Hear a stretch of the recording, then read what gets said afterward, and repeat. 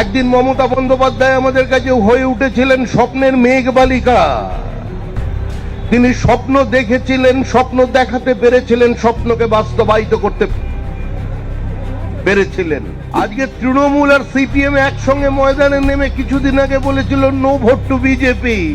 পুরানো সেই দিনের কথা সে কি ভোলা যায়?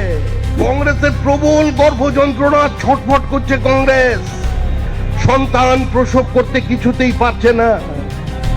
রাজনৈতিক চিকিৎসকরা ভাবছেন নর্মাল ডেলিভারি না সিজারিয়ান, কিছুতেই বুঝে উঠতে পারছে না। এই যে বসে আছেন ডাক্তার বাবুও ফেলিওর। এ বহু পুরনো লোক, যখন বিজেপির নাম কেউ জানতো না তখন থেকে আমাদের সঙ্গে এখানে ডাক্তার বাবু আছেন। এও বুঝতে পারেনি কি হতে চলেছে। অটল বিহারী বাজপেয়ী আর লাল কৃষ্ণ আদবানির লেবার রুমে ঢুকে পড়লেন, তৈরি হলো তৃণমূল কংগ্রেস। এবার তৃণমূল কংগ্রেস ক্ষমতায় আসতে পারছে না। তৃণমূল চলে গেছে, তৃণমূল চলে যাবে, তৃণমূল বলে কিছু নেই। এই নির্বাচন মানুষের সঙ্গে মমতা বন্দ্যোপাধ্যায়ের লড়াই হচ্ছে, সেই নির্বাচন আমরা নয়, মানুষ বলছে। জনতা বনাম মমতা।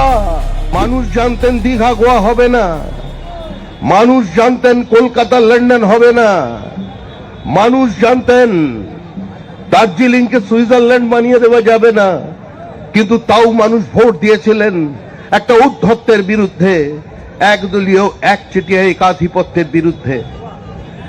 একদিন মমতা বন্দ্যোপাধ্যায় আমাদের কাছে হয়ে উঠেছিলেন স্বপ্নের মেঘবালিকা। তিনি স্বপ্ন দেখেছিলেন, স্বপ্ন দেখাতে পেরেছিলেন, স্বপ্নকে বাস্তবায়িত করতে পেরেছিলেন। আজকে সেই মমতা বন্দ্যোপাধ্যায় আপনাদের সামনে দাঁড়িয়ে আছেন, সমাজবাদীর রূপকথা। মমতা বন্দ্যোপাধ্যায়ের দিকে তাকিয়ে মানুষ বলছে জানি না কেন এমন হয়, তুমি আর নেই সে তুমি। আজকে তৃণমূল আর সিপিএম একসঙ্গে ময়দানে নেমে কিছুদিন আগে বলেছিল নো ভোট টু বিজেপি। পুরানো সেই দিনের কথা সে কি ভোলা যায়?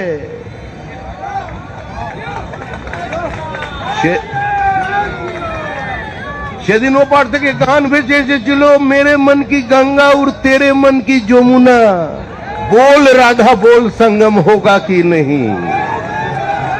আজকে ওই দিনের পরিসমাপ্তি ঘটেছে, নতুন সরকার তৈরি হতে চলেছে পশ্চিমবঙ্গে।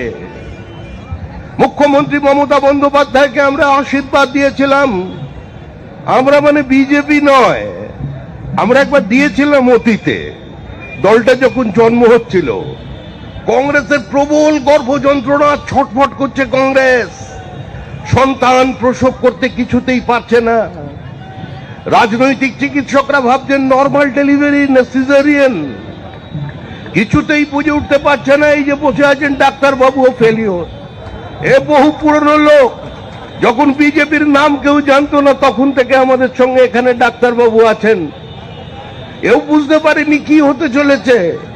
অটল বিহারী বাজপেয়ী আর লাল কৃষ্ণ আদবানির লেবার রুমে ঢুকে পড়লেন, তৈরি হলো তৃণমূল কংগ্রেস। আর সেদিনের সমস্ত কথা ভুলে আজকে সেই মমতা বন্দ্যোপাধ্যায় আক্রমণ করছেন ভারতবর্ষের প্রধানমন্ত্রী নরেন্দ্র মোদীকে। সারা পশ্চিমবঙ্গে এসআইআর চলেছে, সারা ভারতবর্ষে এসআইআর চলছে। সংঘর্ষ শুধুমাত্র এক জায়গায়, পশ্চিমবঙ্গ। ভোটার লিস্টের শুদ্ধিকরণ চাই, ত্রুটি মুক্ত ভেজাল মুক্ত ভোটার লিস্ট চাই। মহাভারতে একজন ধৃতরাষ্ট্র ছিলেন, আর এখানে আমাদের পশ্চিমবঙ্গের ভোটার লিস্টে 10 জন ধৃতরাষ্ট্র, 7 জন ধৃতরাষ্ট্র, 7 জন ধৃতরাষ্ট্র, 100 সন্তানের পিতা। ভাই বোনে বিয়ে, বউয়ের বাবার নামও এক, স্বামীর বাবার নামও এক। এগিয়ে বাংলা দেখিয়ে দিয়েছেন মমতা ব্যানার্জি। पिता पुत्र की उम्र की फासला सिर्फ 10 साल है, 10 साल।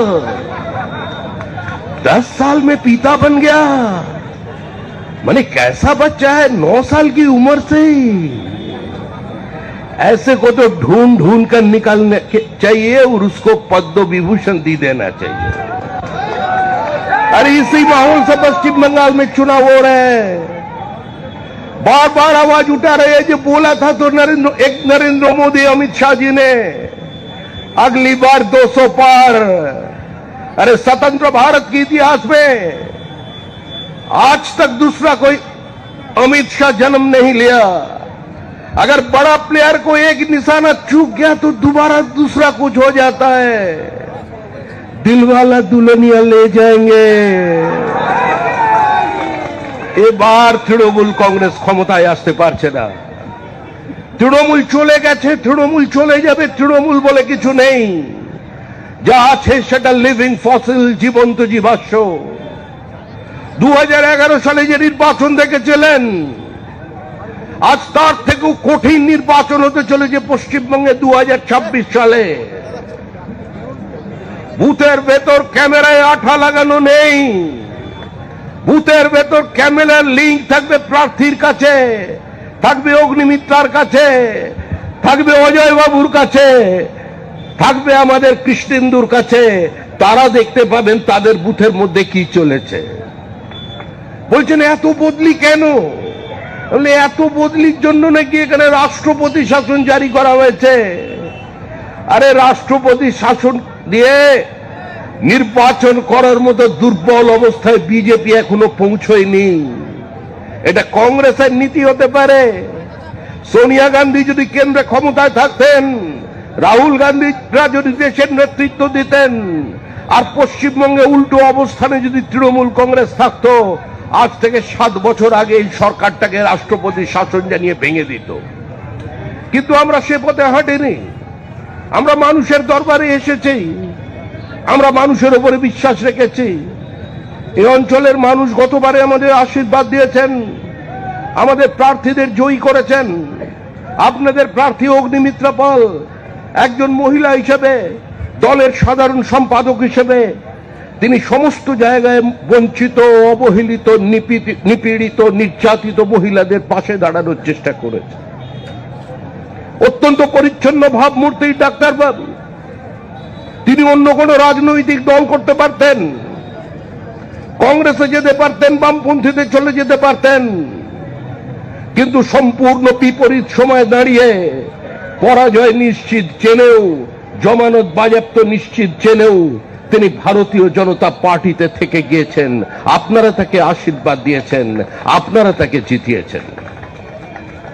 আমাদের এখানকার প্রার্থী কৃষ্ণেন্দু মুখার্জি, তিনি আমাদের দলের সঙ্গে বেশ কিছুদিন ধরে যুক্ত হয়েছেন। গত 7 বছর ধরে দলের বিভিন্ন সাংগঠনিক দায়িত্ব পালন করেছেন।